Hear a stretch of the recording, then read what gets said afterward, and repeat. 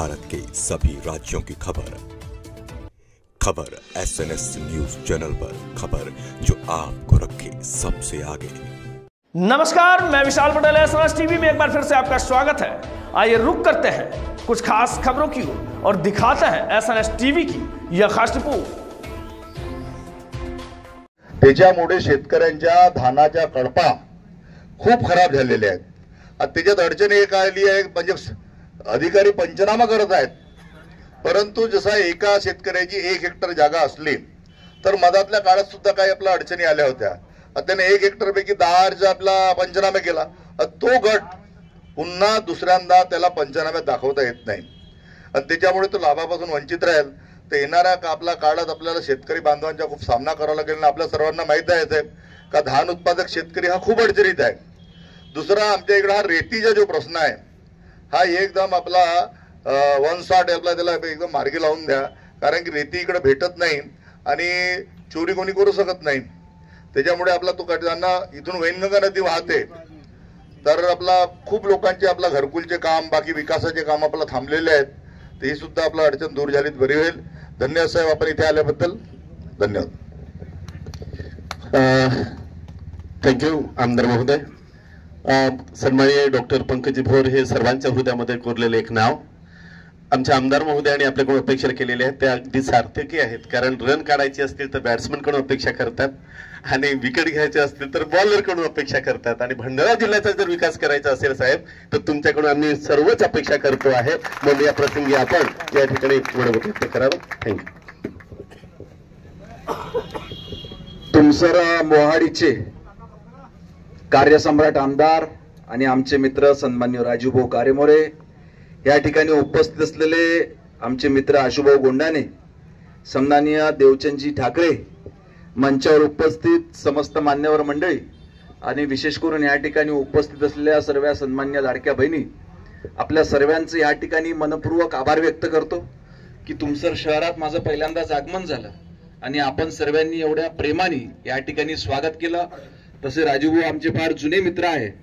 मंत्री नसतानाही जेव्हा ते देखील आमदार होते आणि मी देखील आमदार होतो, आम्ही दोघेही विधानसभेच्या एका समितीवर सारखे सदस्य होतो आणि आम्ही एकत्रित मिळून अलिबागचा दौरा त्या ठिकाणी केला होता।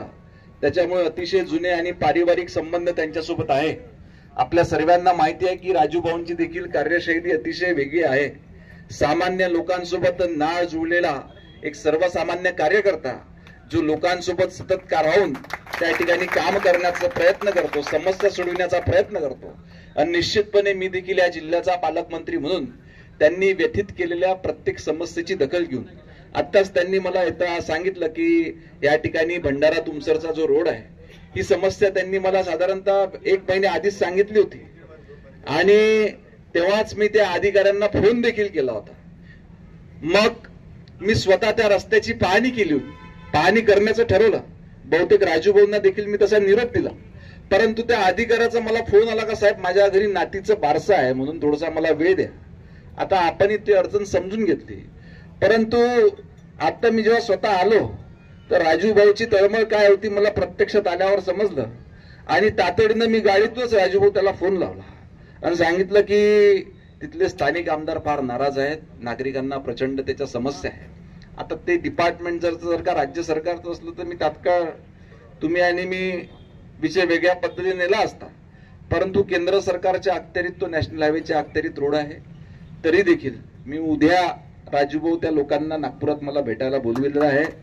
तुमच्या पीए कडे देखील त्या संबंधित अधिकाऱ्याचा नंबर दिला आहे। थोडं तुमच्याही स्टाईलनं त्याला जर का सांगितलं तर मलाही त्या ठिकाणी मदत होईल। दुसरा आपण अतिशय महत्त्वपूर्ण प्रश्न मांडला तो म्हणजे धानाच्या शेतकऱ्यांचा। निश्चितच भंडारा जिल्हा हा धान उत्पादक शेतकऱ्यांचा जिल्हा म्हणून त्या ठिकाणी ओळखला जातो आणि मागच्या 10-15 दिवसामध्ये मोठ्या प्रमाणावर नुकसान धानाचं या जिल्ह्यामध्ये झालं आणि म्हणूनच त्याची प्रत्यक्षात माहिती मिळाली पाहिजे। याच्याकरता पवनीवरून येता मी एका शेतामध्ये प्रत्यक्षात थांबलो, त्या ठिकाणी पाहणी देखील केली आणि प्रशासनाला सूचना दिल्या आहे की तातडीने याचे पंचनामे करून आपण त्या ठिकाणी अहवाल सरकारकडे सादर केला पाहिजे। लवकरात लवकर आपण तो अहवाल प्राप्त करून घेऊन कशी जास्तीत जास्त मदत आपण त्या ठिकाणी शेतकऱ्यांना करू शकतो याचा प्रयत्न आपण त्या ठिकाणी करणार आहोत। तिसरा एक कुठला तरी विषय आपण अजून सांगितला होता आता, एमआर